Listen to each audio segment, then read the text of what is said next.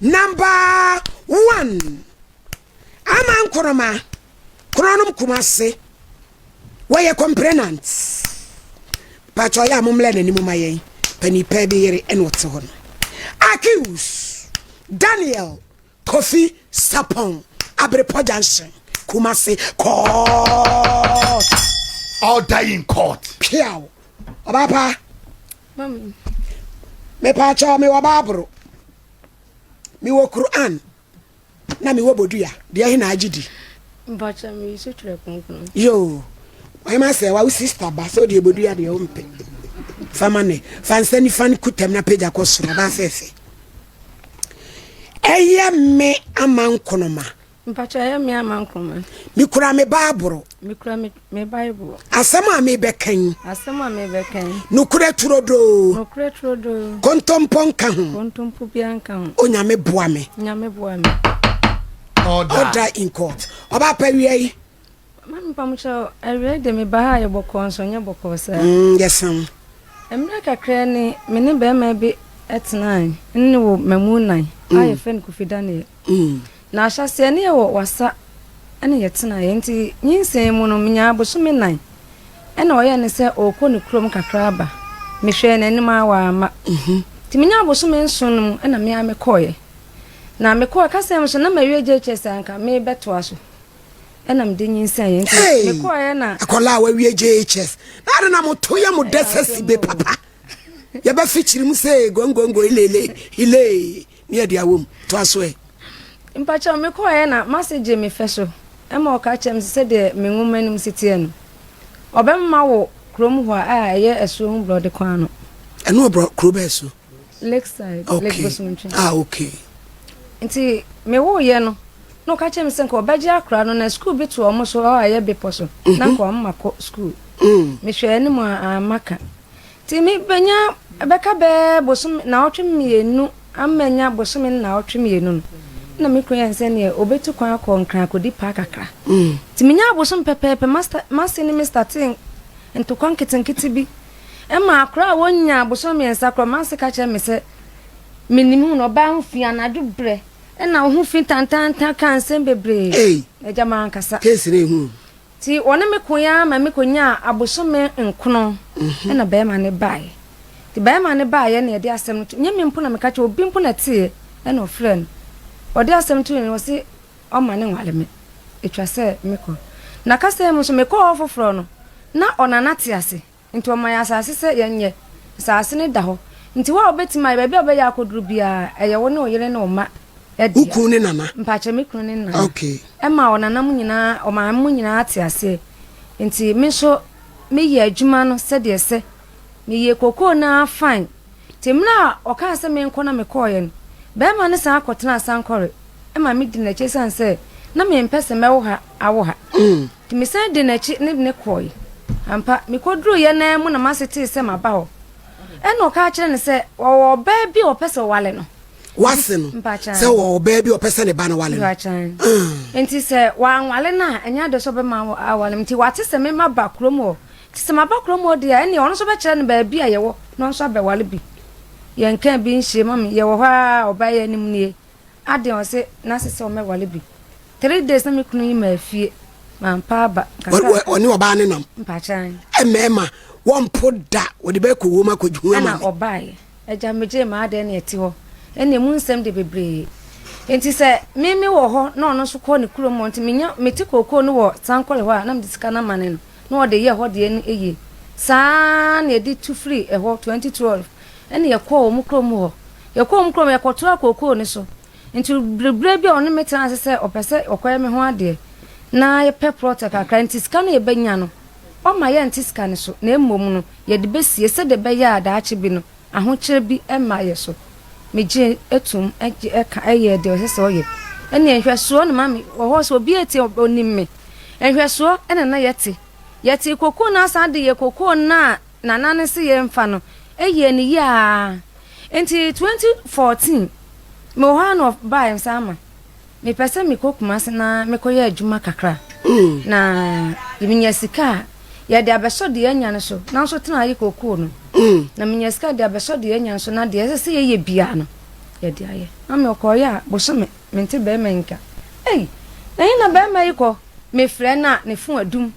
me frɛ na ne fo adum ti be ka be dadu am na nya bosom me no ho na me nya foreign call to frɛ me na me se mpacha ho ya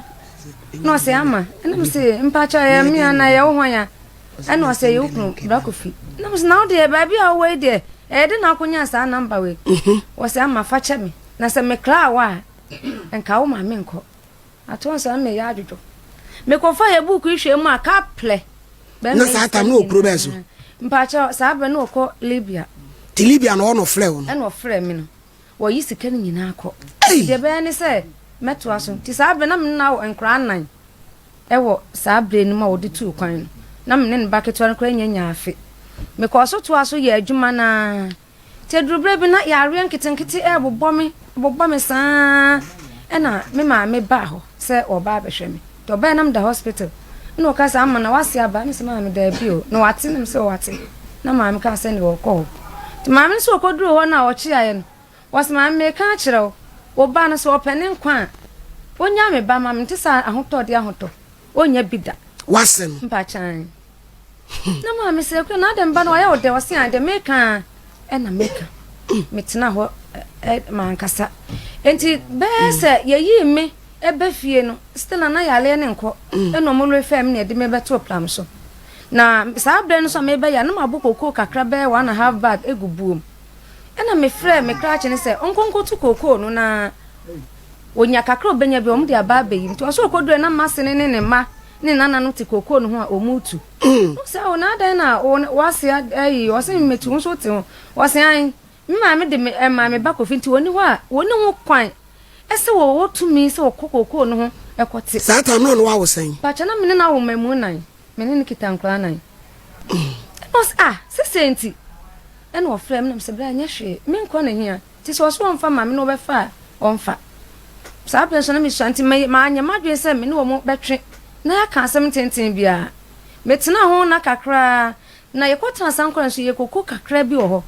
ti me kunu so ne papa ho no mu ho koko ti koko no ti ana ode abele yen na ne bra ba akoko ti koko no na me friend say me ro mpa cha enkran school fees abanti scan black feature fan fa me nan ka me fa nkotua enkran school fees aso ba kan say na wo yo ba ye wale no me kro de minimum se covid na wo yiri bi no okọ no oba odin ne ja say ye nhwe ne so e ya abna enti miniska biam de ma na ojimi so me po papa na nyamia nsma me so nyamresa me ne ha me ye ni bi ene ma se makuma no e na wokoye enti yale ni mu ana fe de yale ni mu ayedin ne twase maame e be fa me ma no na wode me so kọ ba bi se be me so menya ayalesa ti maame de me chinchini ya kwa adwu so dade entem nyina ti me hoto me na me ba fie me wo ho anadwo na mase be bo opunu no obaya cheche me kofi ne ma na mnyi msa wona de be maame ne wale nya wale de ye de na me nkyere ne ne ma awale mpacho yo ho ade ani de mpacho ode nsabe hu abusia na ya na mo kan sa na mo kan sa wade no ya na mo se be madwene nya na wanya ho ade o mo ya se na ma awale ntina na maame foni bi fa advantage o mu di mu kwase asem no to aso ba fefe mama mpacho ho metime kakra kiremu sa brain mu no na hunem odin enti ye bobo sika no se ye chichem se we ye de be top plot ye de we be ye we enti bla wo so se kode kwa me ho ade na na ode ekoye ni ma ne ba sa edu ayi wa na so de atadu anache to aso enti maame ne begina e ba me dam be yi be ma ne ma nyina efri me dem e no koye e na me so maame be fa me enti me ho to me kaka na wo se me ka maame wona me ye adwuma akra sa be nyina ho de enti maame ne koja hwe me ne me ma ne nyina ti 2016 me ne bucket asa be no nya mfie miensa akra ne yale bi be bo no na me de ne ba hospital na ekuada efiada yayi ne kra me kotua me be akra kra me sia ne ti etoye afede atwanse hwa na me ba na bubu doctor hwa ya na enye yie no refer me to confornochi ekoda ho usome en na atwe miensa de ko wia ne sa akra no nya de se obeye nti me mpe ba bi fa ne kosenso me de me kofia mama na ni fry na so si akola no how many years 3 years oba na bema bema eh e fa na dwene mu nyina effect na dwene nyina tina oba na oda hosia na wa anane na enye yi ba tan me hwe bra ma bra me ba no a na nya de se metimi atena kra no ho ama kra no efri me nsa na wo se me de ni chin na se nya me ba ma menim se ayaresa be mba na aduane mitu ho anamon emma me kodi ba bi be kakra na afi Erade adum obem ma me ba no to no ni nyina ne yefre be ma na sa bren so ne ye be yiye no yefre ne ka kire no ma me da from 3 days e ko konfa no chi asorefo ne be yi mi ye be yi mi ne yefre be ma ne bo na ma ne o ka kire o mu se na woni me yire no se ane woni so ye de adwuma onye adwuma na o yale ne ba yale ne wanti mai tam sa sika we akwa yi no ene kwa mbo fa so mbo ji sika bia mo fa so man kasa nti akra ne sa be na ne ho to no mso me ko hia be me bi na pa ne so mi mu e wo me ba ne ya rie mu won na hwe bibia emra ye yi mba na obisam se 10 pesos kura me fa nton so a na menya esan se me ho sika nyina awie o mba ne ya rie mu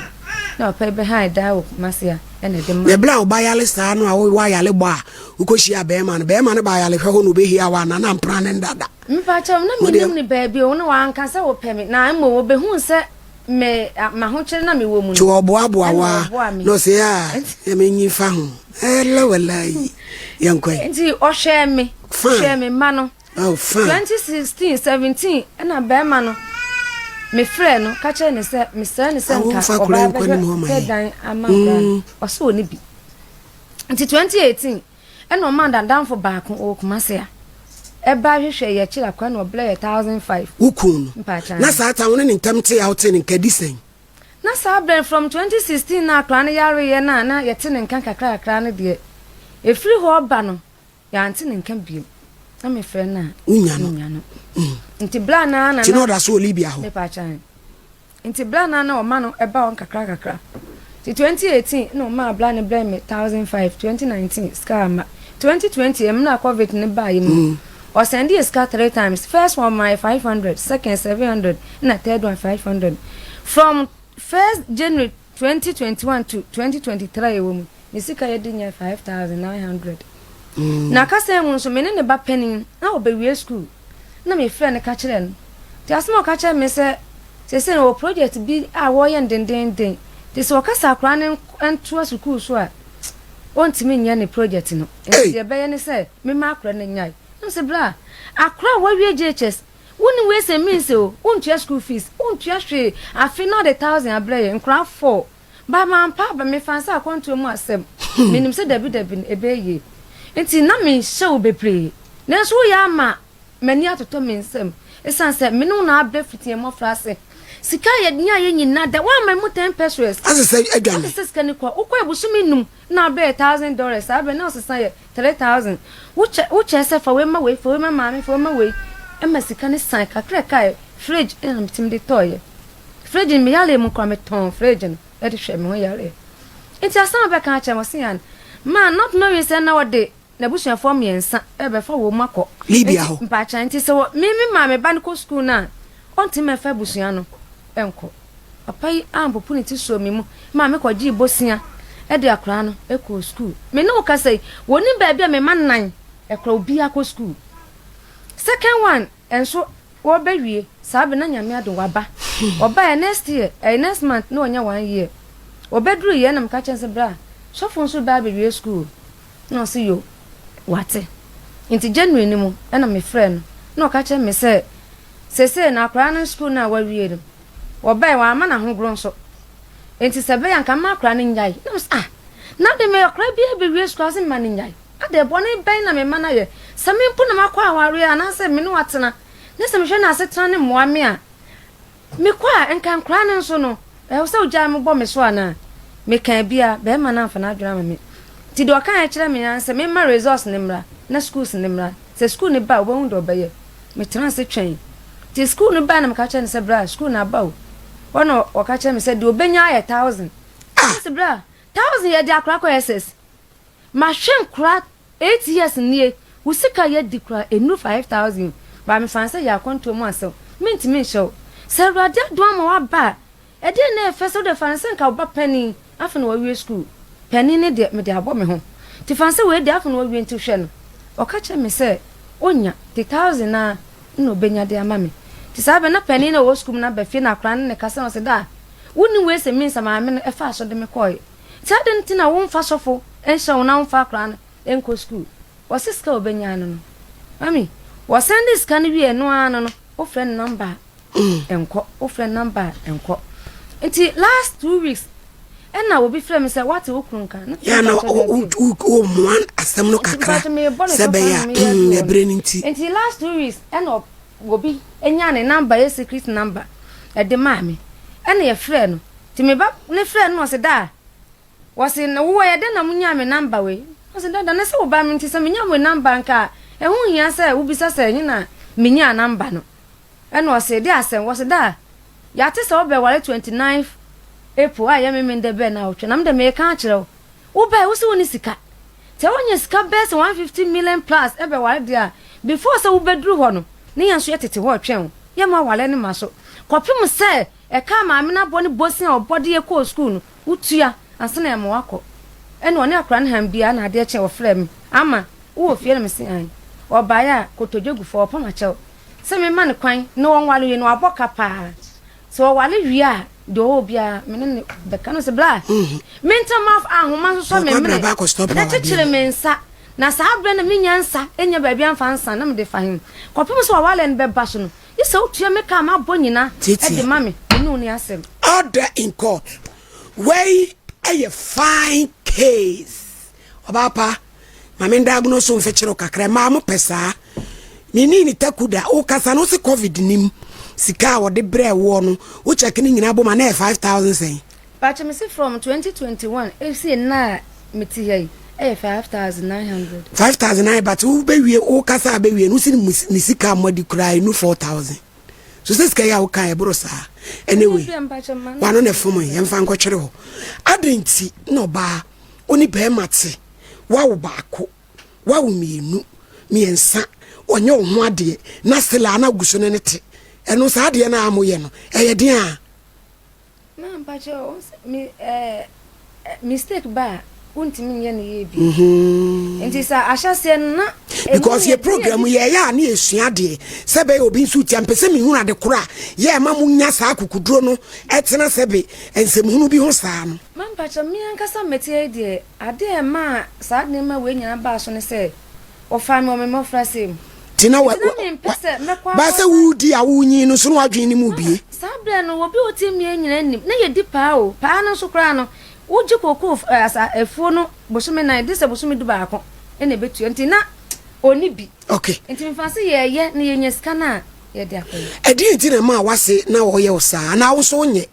ma na wo mu no se wori kwa na obi ati a wo me sum te se me sum ma se sum makuma e sum makuma ekun me na me si ne ne ma me ntwe nyame anim kroda isansa ahase no o ma me twere konkon se me mfa nkura ne wo tie me bia ni masema me kan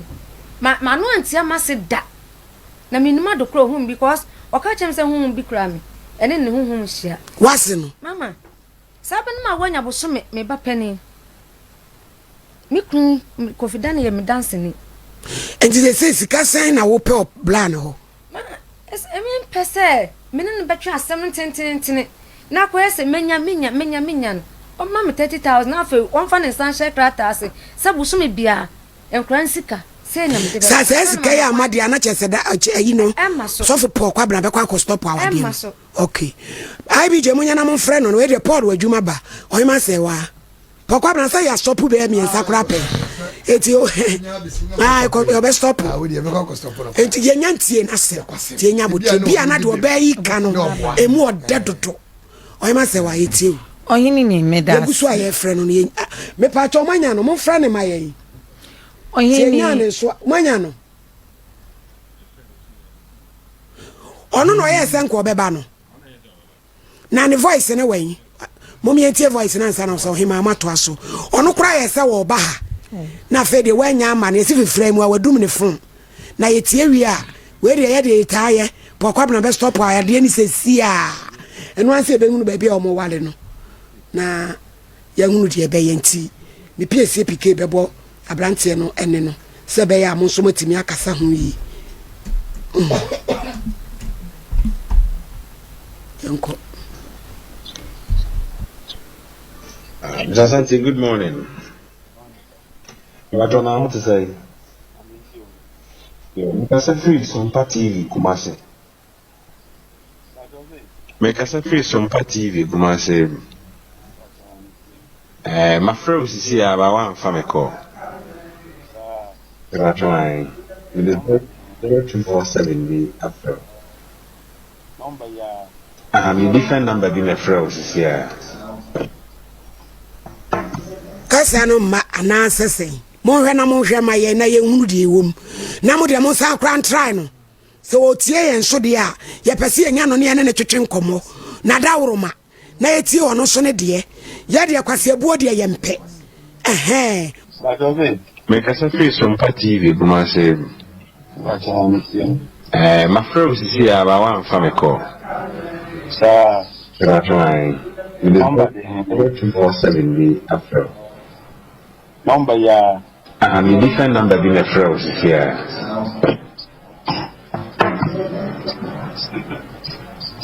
That's only true. I'm afraid you will call Madam Ya. I found a man Kuma. Oba yenchen say only wo mafo na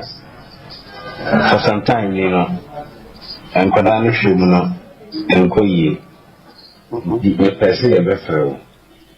na yene watena se di nkomo na yenso yaji wadwen kyerɛ ɛne wo nkyerɛ mu wɔ asɛm a ɔbɛka wutie ɔhene ni adaso Yo, mami pacho kambe ho asɛm na wo but you know that I said by 1 o'clock in a better side for Amwamba. area. But my area. Maybe a program and I say But I say a program and I say what last month I dying I will get for on tea. But 4 years I'm in Tonsan. Na you know any NKOMO. Na you should be a seminar ABC. ana me bisa say e fitie ana say program na ode me to so Ni mienu nyina no wo ho. okay wa kan say am ante meba na me pese me ba yihia fitie na de wo ho bia yek Mate. ana kan say beba na fi Mate ani by 12 no. Bomodina brana yin hwewai. Obaye no nese de woka bia no ye dikim se nkwe nti bomoni abrana ye hwe bia say mo mi ni problem dia say no problem dia nke bia de wo kan ko meka say bia mi ka bia na say me nye wei eye ya wofa Daniel Kofi Sapon na said ya wofa Dani kasa no oyi obi a obenimu de ti ye de etasem ye ntanipa ye nimso obeba date be na ama wo mo ya ifro no Saturday by 29 nye obeba o chenechi Saturday ye eni ofa ye na kan na asebre ye tia